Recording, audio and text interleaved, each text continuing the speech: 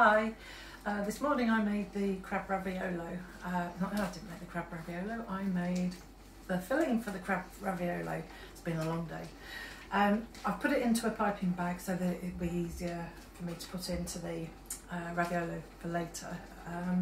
But I just wanted to recap. This was just about 8 crab claws, 50 grams of ricotta, a little bit of cayenne. I actually put a little bit too much cayenne in, and this is probably a little bit too hot, but it doesn't really matter.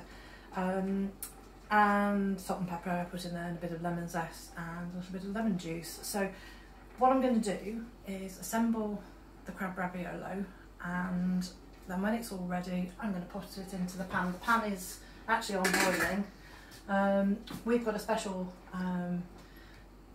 pasta pan with a drainer in it as well, which we actually bought in Italy a few years ago, and we just use it all the time now for all our pasta. I don't put anything in other than a bit of salt. Never ever put olive oil in. A lot of people put olive oil in, and I was told never ever put olive oil into the water, so it is just salted water. So I'm just going to move around here, and I've laid a rough size, and then what I'm going to do is try and pipe it as neat as possible, and it's not going to go, and I'm probably going to end up using a spoon like I normally do. I think I was trying to be a bit too clever. But something like that, and the same for this one. Maybe a tiny bit more than that one. Just whizzle it round, and the rest I'm going to put into some ravioli for later, but I just wanted to show you what a raviolo looks like. It's singular. So we've got a tiny bit of water around the edge just to seal. Not everybody does this, but I do, because I just feel I want that extra bit of security. And just go around the edges very, very lightly, and you'll see I've cut this slightly bigger, and the idea is you push it round like this, trying to squeeze as much air out as possible and try not to have too many crinkles in it, and then just kind of shape it like that, and that's your basic shape for the crab raviolo. So now you can either take a stamp, but because the stamps are quite low profile, they probably will hit there, so I just use one of these little wiggly lined cutters, and that seals it as well. But don't throw that away, because you can make that into just pasta strips and then dry that later. And don't forget, this is home cooking, this is not restaurant cooking, so if it's a little bit rustic, it doesn't matter. And my mantra is imperfect is perfect. I've learnt that over the years. So there we are, and that is the first crab raviolo. So hopefully all the air's out of that and sealed. I'll just do it again for this one.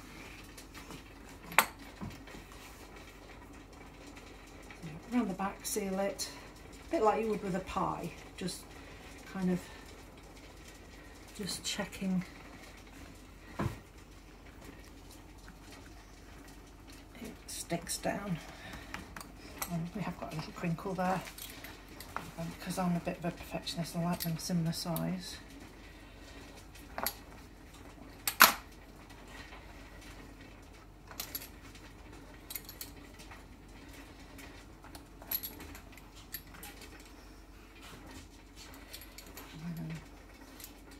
Yeah, I've got quite a crinkle in that side, but it doesn't really matter too much. And then that one on the edge. And just seal them well around the edge so that they don't come undone. I've probably got a bit of air in there, but you can just press that just to seal it more. Same with that one. This is probably not the best example, but you get the idea. And I'm just going to put the, this is just butter, lemon juice, and a little bit of oil and salt and pepper. And you can, I don't know if you can see, but it's kind of almost caramelised on there. So I'm just going to heat that up again. And then I'm going to pop these two. I'm just hoping they won't burst open. I'm going to pop these two in here.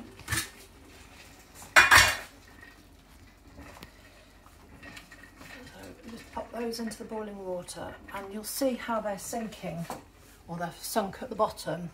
When they're ready, they'll rise up. So that's when we know that they're ready. So I'm just going to get the plates out of the oven.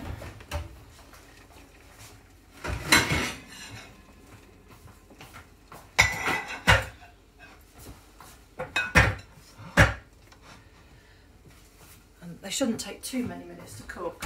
And I think I ought to have checked, but you can see one of them looks like it might just be opening, but we may get away with that. You can see how they're rising now. So once they've risen, they should be nearly ready. I'll just probably just dunk it a little bit. But it's just popped up, and I just love it when it does that. Give it a bit more cooking. I might try and turn them over, but remember the meat is cooked, it's just the pasta that has to cook. So fresh pasta takes minutes rather than lots of minutes like dried pasta. I used dried pasta when we were on holiday and realised how long it takes to cook, so I've gone back to fresh pasta again when we were away.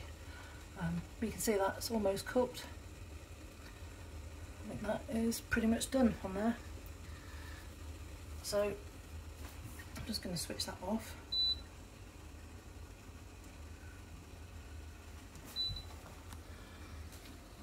Check it.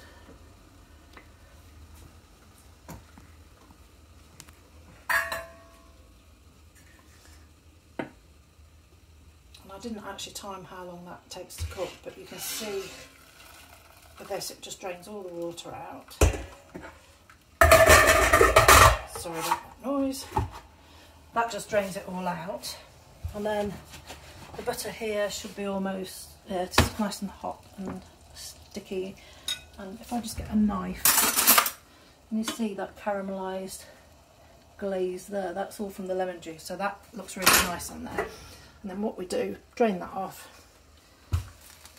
pop it into there,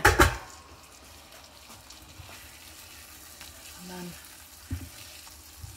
kind of just baste it with, I'm going to try and be clever and turn it over, but there we go.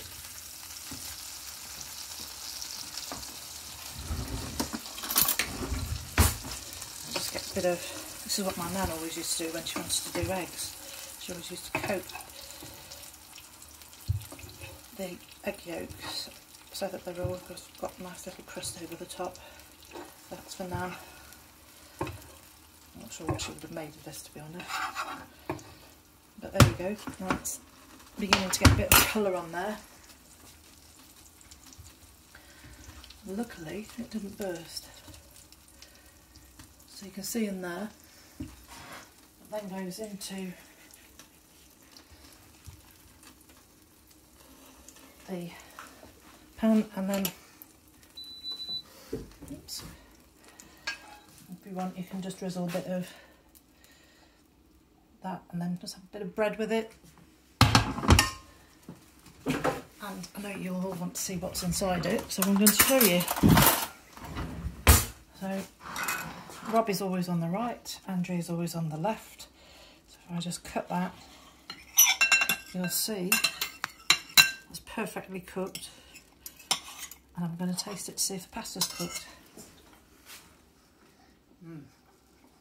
That's really nice. And now I've got a mouthful, I can't talk.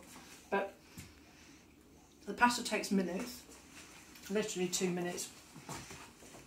The filling was probably a little bit hot, but the lemon kind of cuts it, so it's really, really nice. So hopefully now you know how to make a crab raviolo.